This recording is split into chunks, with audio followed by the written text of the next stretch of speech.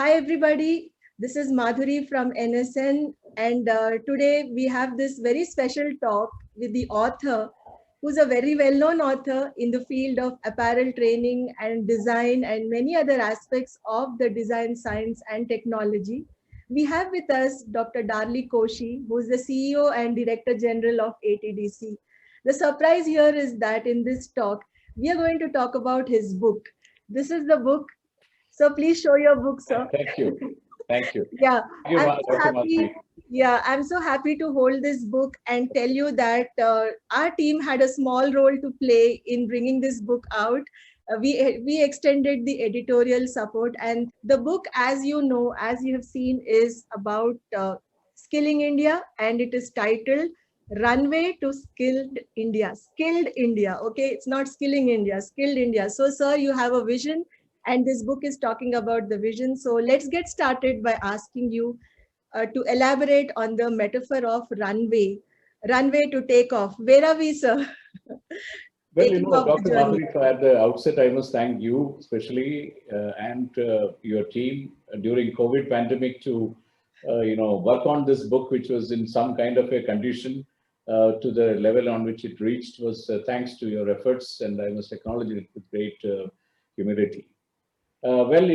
This run word or runway in a metaphorical manner was used by me in 2014. We had a magazine, internal magazine of ATDC called Newsine, ATDC Newsine, Smart Newsine. Mm-hmm. In that, I had written about after we completed 1 lakh people under the integrated skill development scheme.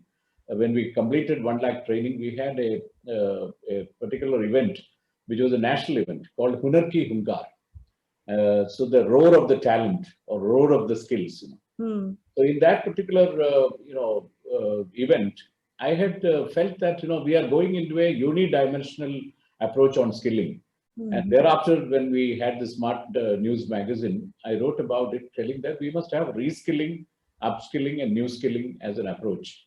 And we simply put everything into a vanilla flavor is not going to help in skilling, because it's a challenge which we need to understand. The people in the country are at very different levels, and different kind of challenges are there in every location.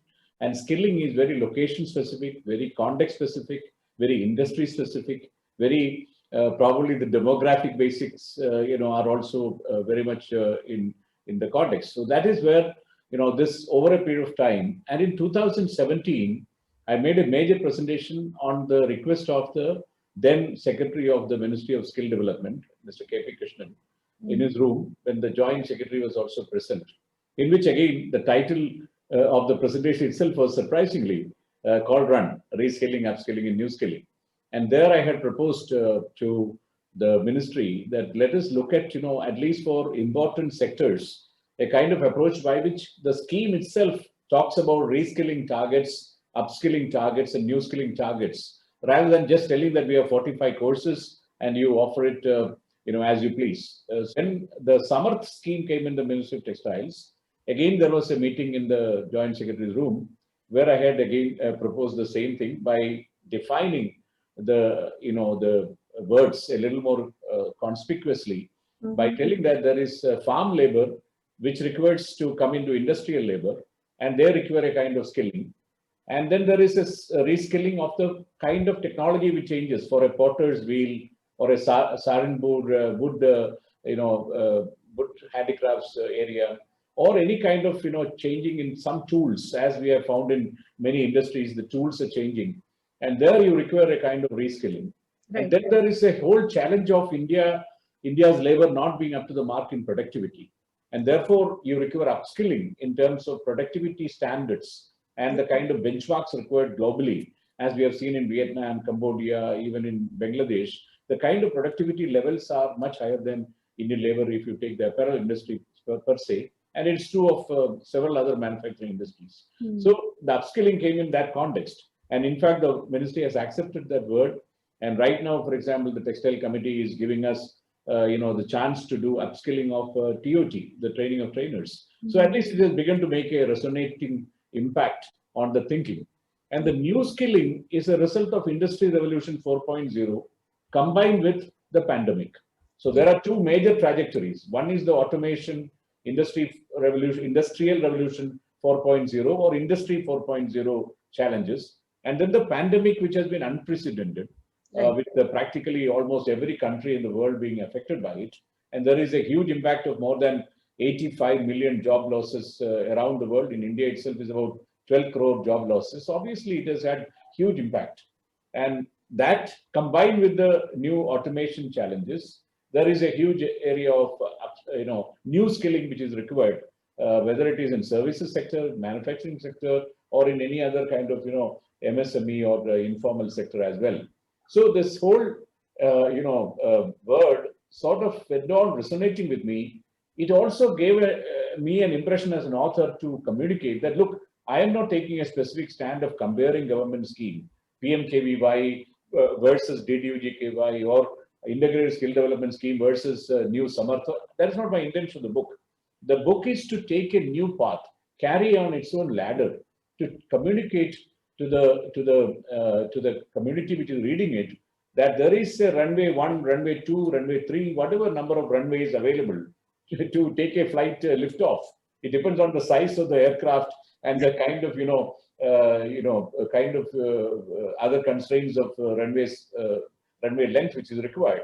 I'm also not even taking that we have taken off, because we started in 2009 with a target of 50 crore to be trained. We are somewhere around 6 crores, 6.5 crores after a fairly 12 years of implementation under the government. So obviously we have not really taken off either.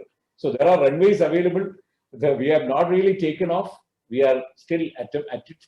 And that is a good point on which the runway strategy, which I am suggesting, to be looked at by the government, the policy makers, the stakeholders, the youth, and the state skill missions and various agencies involved with it.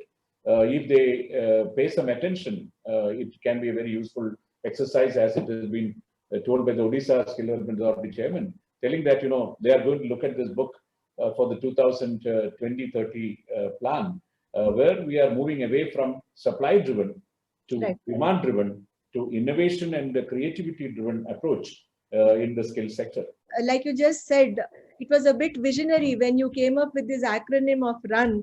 Yeah. I think all that is becoming a reality today. As you very rightly said, there is a lot of push from the government and various other agencies and stakeholders for upskilling, reskilling, and also the way you said it cannot be, harmonized and made, like a vanilla kind of skilling.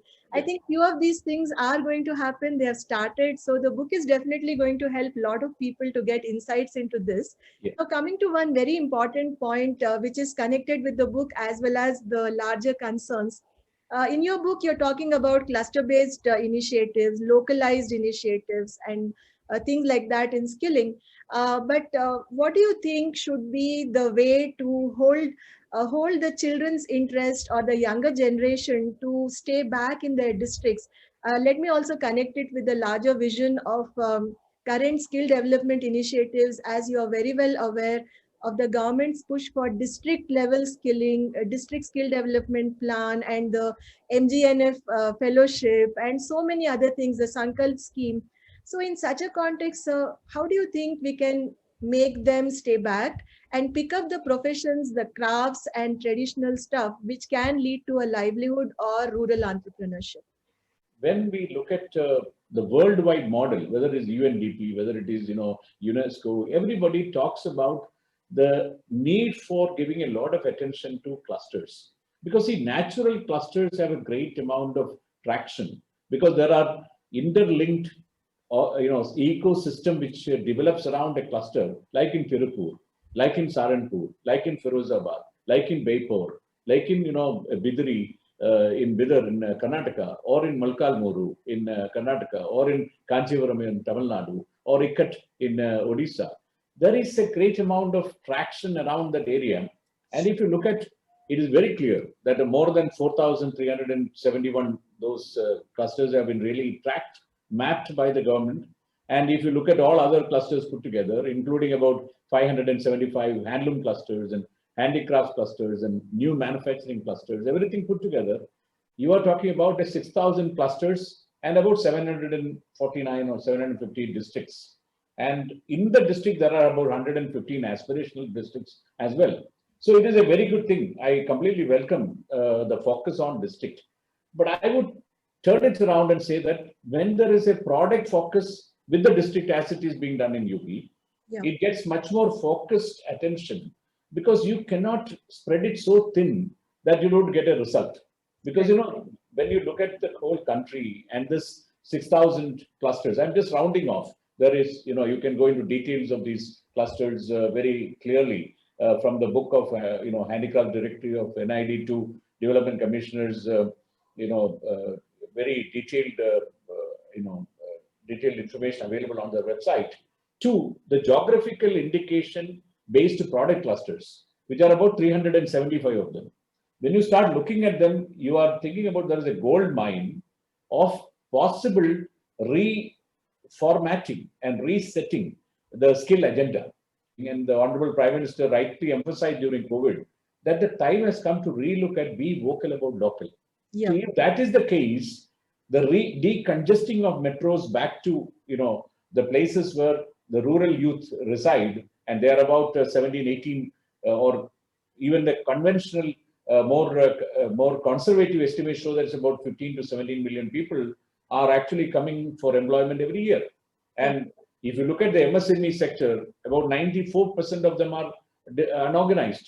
And if you look at the overall employment, about 83% are in unorganized and sector, and only about 17% are in the organized sector. These people require a large amount of reskilling today. And my appeal to the government is to relook at these clusters and spend the money wisely to take up these clusters in different, you take the just the listing of geographical indication. Geographical indication give you the door to branding across the world. And you have great amount of possibilities of R.N. Mulla Kannadi to the kind of Vikat work available, or to the, the chicken curry work in Lucknow. Possibilities are enormous. And with the digital online learning systems now available, you have seen the kind of, agreements which the UP government has made with, some of the online platforms. So there is a real need for government to look at the clusters as an important mechanism for skilling in a contextual manner, rather than being too general about the listing of the QPs and just the things, and people are expression of interest comes in and then you are applying. But really speaking, the local needs of each place is what gives the youth a job or attraction for a livelihood in that area.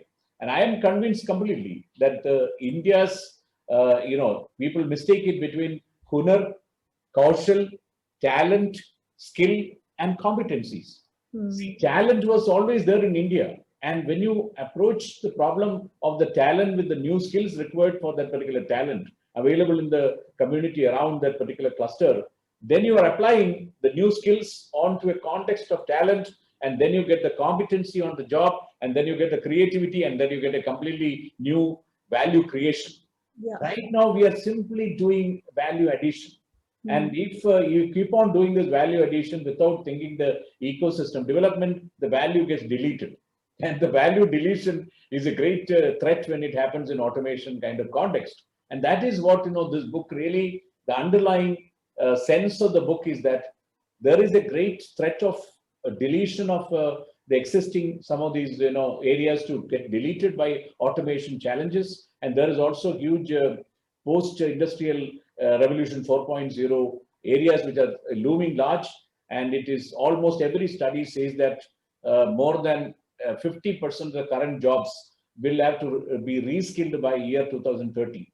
If that is the kind of condition we are talking about, it is necessary to look at the available talent to be combined with skills to convert them into competencies and products, so that we have a better chance of confronting this reality. Otherwise, we keep on skilling them, but then you find that the mask making or the PPE kit do not require swing, and the swing machine operator is sitting idle, and we are looking for another person who can bonding, fusing, some kind of other technologies which are emerging, or 3D printing, whatever. So 3D printing may completely revolutionize the entire construction and manufacturing business. So it is likely, it is already happening in many parts of the world.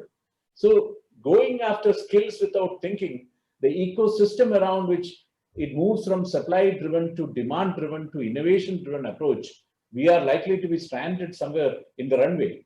The runway suggests you really to look at our existing natural clusters and relook at the design, business, technology infusion with talent, tolerance, and technology approach, so that we are able to provide a greater amount of traction to our youth and women. I keep on telling in this book that you must listen to your youth. And if you move away from without listening to them and preparing the schemes, you may land up in a standard kind of situation. That is what the whole cluster argument is about. Sir, here you also mentioned about youth and youth aspirations towards the end of this explanation.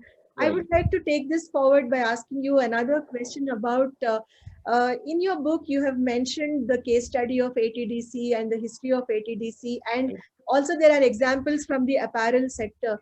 So could you please, extrapolate few things from here, which can be perhaps, signposts or guidelines for, let's say, other industry sectors to follow in their skill development journey? See, I'm basically, have been associated with textile and apparel and fashion and clothing, and, all the names of associated with this particular area. So obviously my example or case studies are more to do with something which I've experienced, So in the 2009-10, when the integrated skill development scheme was launched by the Ministry of Textiles, it was in the context of the technology upgradation fund infusion. And you required a completely new generation of people with a greater amount of needle to fabric, abilities, rather than just having, a kind of training which is not really targeted on something. So there was a need for a scaling up of the entire skilling system, which we had to really create through the branding called SMART, Skills for Manufacturing of Apparel through Research and Training. And that particular brand revolved around a completely new approach to factory type of simulated work environment for training. And that is where it all started. And that is a case history in itself, because we trained about 215,000 people.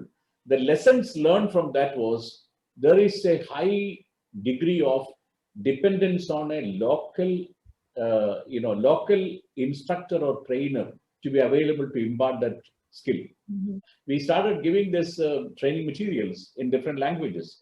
Plus, we introduced the soft skill training at that point on English, minimum number of words for them to use. So all this gave us a great insight into combining digital learning with the classroom learning through Cayenne, which we used a great deal at that point of time, providing English familiarity through English Edge, and then using the career strokes, cricket examples, etc., to motivate the students to really be counseled properly so that they stick to this job rather than running away after the training.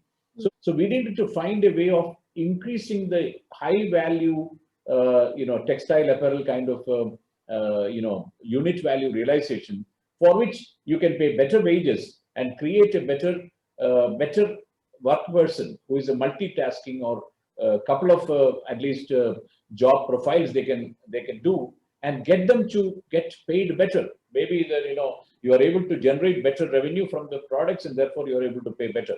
And this is the point on which we started looking at the apparel sector for a high skill, high value approach, by which you are giving them more quality orientation, my productivity orientation, so that they also are better paid over the longer term, at least by getting a little more acknowledgement for their trained caliber.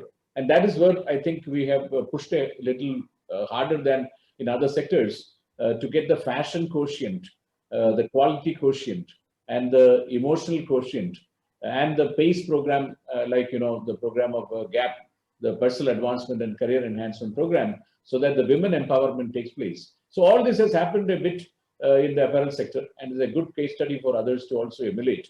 But there is a long way to go, and we believe that a comprehensive understanding of the requirements of the job on the job will create a better workforce, because then they are more industrial culture oriented.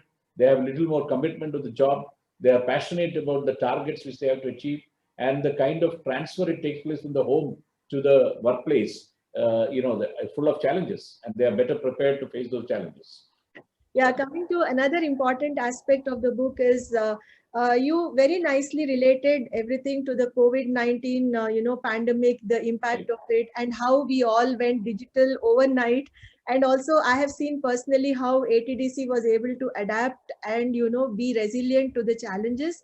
So, what do you feel would be, let's say, how like technology is disrupting training, let's say in post-COVID times, and would you be able to share a few observations on these points? See, one of the things which has happened in this, COVID pandemic is that the physical presence of people in training rooms, because the embargo on physical training has had lasting impact on the youth, the children in the schools, and you can see the empty classrooms across the world, the pictures in various media, and it is stunning that the children almost could not experience a college or a school, the camaraderie and the rapport with the others, classmates and children. There has been a big gap in that area. I am not telling that, digital solutions are completely transforming. I would like to say that a great amount of leverage can be made at this point with the digital transformation, because the best resources can be today sitting any part of India. For ATDC, for example, somebody is very good in teaching merchandising, or you're good in pattern making. That particular faculty was very location, specific. Now it is a location agnostic in terms of, its availability to other people. So I feel that the resource sharing has become much more effective now. And also because the recording of the sessions and the attendance regime, the people are able to go back to a lesson much more easily. There is also the Google Suite, etc., which is keeping track of, classroom in a more systematic manner. A greater amount of discipline comes in. There is a need for look at what kind of a model is that what we are seeking. If it's an I model, where we are going deeper into one skill, and without looking at a T model, which has been argued in this book, at least for the apparel, textile, apparel, lifestyle, fashion sectors, TAFRL, what we call retail sectors. In that sector, at least, when we look at the training, some of it is purely, let us say, personality improvement. Those can be, given a great deal online very effectively with a lot of, YouTube channel based on materials or other materials you're creating for that particular course. You can easily, easily reach them with those kind of challenges. So one of the things which is argued in this book is we need to look at an alphabet more clearly about to orient that skill program. Now you say that I am moving from I to T. Then we are telling that we are going to look at functional enterprise and creative enterprise and expanding the breadth of the individual's access to various material. Then you are looking at the mobile and tablets, which you are now going to offer from this year to every student who is applying in 1 year program.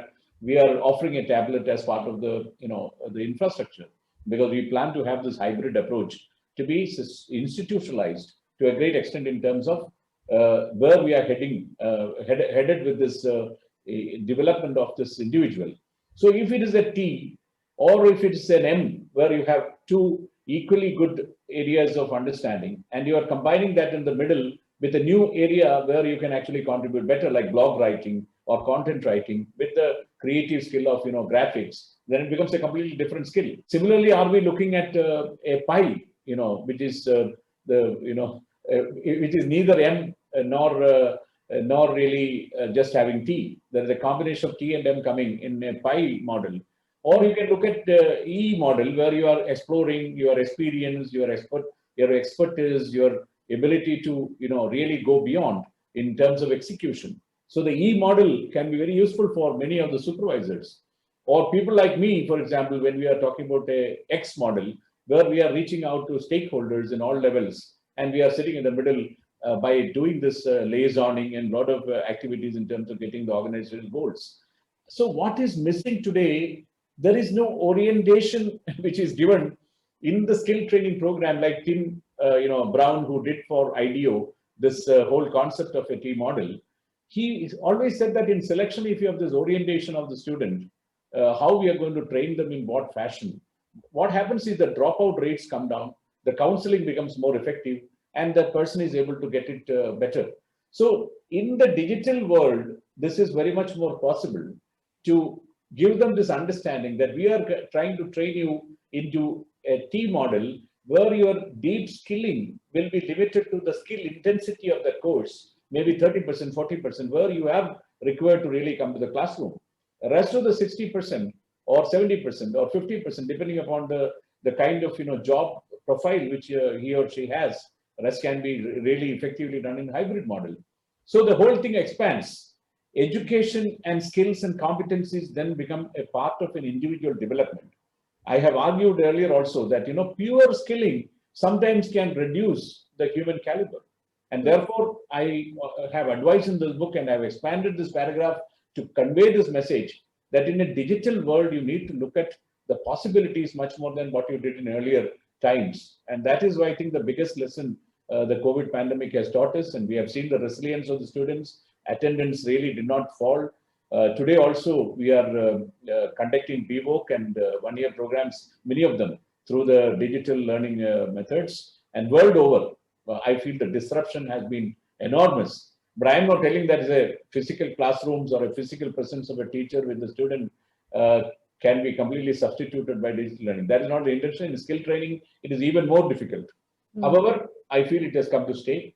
And there is a balance required between these two worlds. And if you are able to follow the objective of that individual development in a more precise fashion, I think the digital tools will become very effective, because self-learning, relearn, unlearn, new learn is equally important as reskilling, upskilling, and new skilling. So both have to be, we need to sometimes unlearn what we have done. I personally feel I am out of, not necessarily the best person for technology, but I have to learn. And as I'm talking to you, I know that you are sitting in Hyderabad, I'm sitting in Gurgaon, because still we are having an effective conversation. That tools are now available, and students and people are taking to it. The new digital, millennials and zillennials are really very happy with a lot of these tools, and we need to encourage them to go into that direction, while emphasizing that your key part of the deep diving into the skills will still have to be done probably in a physical context. So as a last part of the conversation now, I would like to know from you, is there something else that you would like to convey from our platform about the book? My personal feeling is that you are doing a tremendously good job in spreading across the sectors and picking up the case studies, etc. As an individual author, I believe that this was just a conversation starter. It was a very humble effort, very sector-specific effort. But I feel, if a more, one of the things which I feel is that any sector can grow, skill or any other sector can only grow if knowledge is built around that sector. And there is more dialogue about our sector needs to have more dialogue and response to the ideas discussed in terms of what is in store and what can be changed, what can be improved. And that needs to be a frank discussion around the youth and the youth aspirations, whether it is the sustainable goals or the millennial goals. We need to be giving that idea, think green, think innovation, think entrepreneurship. We need to listen to this dialogue and combine some ethics and values into the skill training system and be future ready. And future readiness will mean on the sustainability platform, on the platform of creating the planet itself, the people, planet, profit dimension. The people are really becoming very, very concerned about these issues. So the last chapter of the book is about future readiness. I believe with the disruption happening around us every day, the agility of physical, mental agility, and the ability to adapt to the situation and to challenge the existing, parameters sometime to create something new. If these are all combined, I think we have a better future. Because after all, what is the purpose of the book? Turn demographic bulge or demographic bonanza, which India has, to a demographic dividend. Only that India has a great opportunity. The UN Population Fund studies say that this opportunity has started from 2005. It will end in 2050. But may I remind you, just like the pyramidal structure of Japan changed dramatically, similarly by 2030-35, this whole diagram will change. And the youth, the aged population start climbing up. In many states, it's already happening. In Kerala, for example, the aged population. That is one of the interesting findings of that study, that every state of India has to be separately analyzed. Like Subrata Bakshi said, It is like the tip of the arrow. The arrow can be, used from the central government, but it has to go at the tip of the arrow is that of the state's context or the district context, as Dr. Madhuri explained.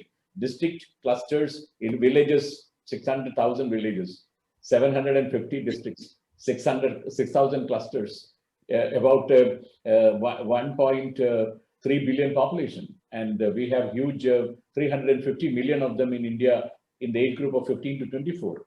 And if you take the whole youth and working population, we have 450 plus population. But still the women's role is just limited to about 50 million out of 450 million. So if you want to increase the participation of women, if you want to increase the youth to stay in the jobs, we need to really look at be vocal about local, as well as the areas of bringing women to the productive labor with a great deal more attention, and to be prepared for the future shocks by bringing digital tools and probably joining the World Economic Forum's Reskilling Revolution platform. I don't think India has joined yet in that platform. There are 16 countries already joined in that platform. And I think 10 sectors are represented as of now. More sectors, more countries, if they join, I feel we will become part of a reskilling, upskilling, new skilling revolution, which is going to change the way we look at the schemes, we look at the sectors, we look at the youth in different parts of India, and also the current challenges before them, because they need to get good jobs, they need to have purpose in life, they need to have ethics and values, and we need to build a society which is more concerned about, an equitable and a more accessible, inclusive future. Yes. Yes, sir. I think with the book, the revolution has already started. I would like to re-emphasize on it. Yeah. And also, I think now that you have spoken about the runway and the runway is being used and how it is being used, I think you should also now think of the next book, which is talking about all of us being in the flight or taking that flight and the journey in the flight and reaching our destination. So it would be very nice to know more. And I really look forward to the second part. You are the torchbearer for that, Dr. Madhuri, because I am a great fan of your work, and it will continue to be inspiring. And I believe this book, time which you have given to it, the personal time which you have given to this, and the innocence time, I really value it, and it will continue to be a great partnership. Thank you, sir. We really, all of us, look forward to the next part of the book, or something which is more on the strategy and implementation. I think the implementation or the execution part would definitely help us all. And now that in India, the skilling ecosystem is also changing with the people in the bureaucracy. Like you have Indian Skill Development Scheme. There are a lot of bureaucrats who are coming up. There are these MGN fellows who are very young people. I saw that in your NSN, also a coverage on that. Yes. Yeah, I think all of them can learn a lot from books like this, from your experience. So I really look forward to the next part of this. Thank you. I would like you to encourage more intellectuals and researchers and writers to write more about the skilling challenges of India. Not only me. It's just a need for building knowledge around the sector. Right. Then it becomes an important sector. Otherwise, people will think, yeah, skilling, hey, it is not getting the right kind of focus which is required in this country. It is almost like a life and death question for the country's growth. It's very important to give more attention by the authors. I don't find enough of intellectual discussions around it. And NSN's role in spreading this message is very critical. And I want to wish you, the team, thank you, the whole anybody who is viewing this. I'm sure with your reach of the sector, people will certainly pay attention. And I would enthuse and would recommend and motivate everyone to not only buy this book, but to continue the dialogue on this sector, so that we strengthen the sector for everybody's benefit. Yes, sir.